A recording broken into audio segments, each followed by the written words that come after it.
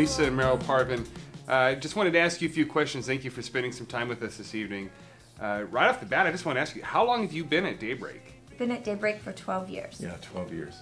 We came just around Easter time, 12 years ago. Yes. And helped them set up and just kind of stayed.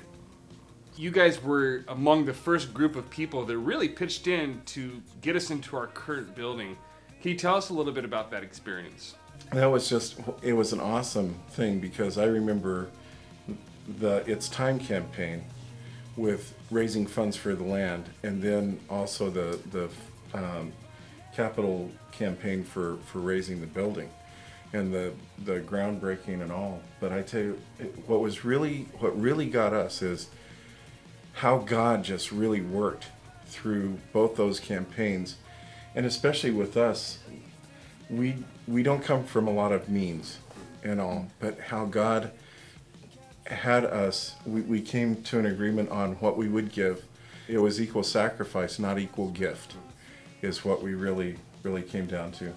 Was it a sacrifice for you guys to give money at that time? The very first campaign was huge. Nathan, I believe, was about 9 at the time. Kevin was 1, and then we had Brittany and Joel in there too, and I was stay-at-home mom.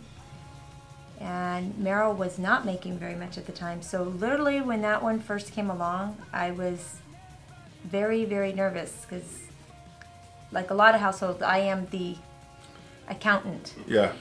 And they were talking about, everybody giving, and they kept emphasizing that it was equal sacrifice, not equal gifts. But that was really hard to get a grasp around.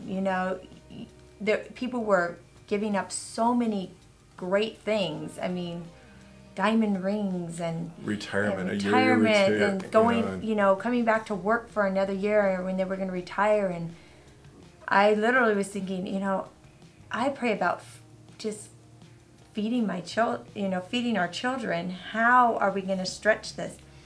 And we were tithers, and so we knew that this had to be above and beyond the tithe. And we thought the tithe was already a stretch. So we began praying, and again, just came up with an amount that we could faithfully give for 3 years. Mm-hmm. Has God blessed you back for being so faithful over the years, and tell me about how? Michael, it increased our faith along the way. Monies came in. We got money coming in from different things all the time.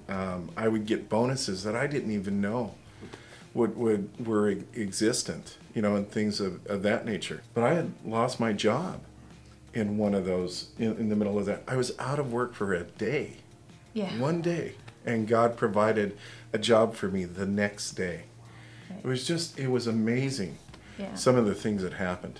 You don't want to miss out on what God wants to do in your life. And I think also you don't want to miss out when other people start coming to our church and you have that vested interest. It's not just saying, I did this, but now you're sharing, this is what God did in my life. Mm-hmm. This is how he began to prepare me for you coming. Mm-hmm. What this is about is God has been faithful, and he wants to show you his faithfulness even more in the future. But that also takes commitment on your part of taking that first step and taking that step in faith. So that's what it's all about, is it increasing your faith, it increasing that God can prove to you that he is real and that he's going to take care of you. And that gets the ball rolling on a lot of other different fronts. It is such about a transformation of your heart, a transformation of your life. Your life, yeah, it is. And you don't want to miss out on the blessing.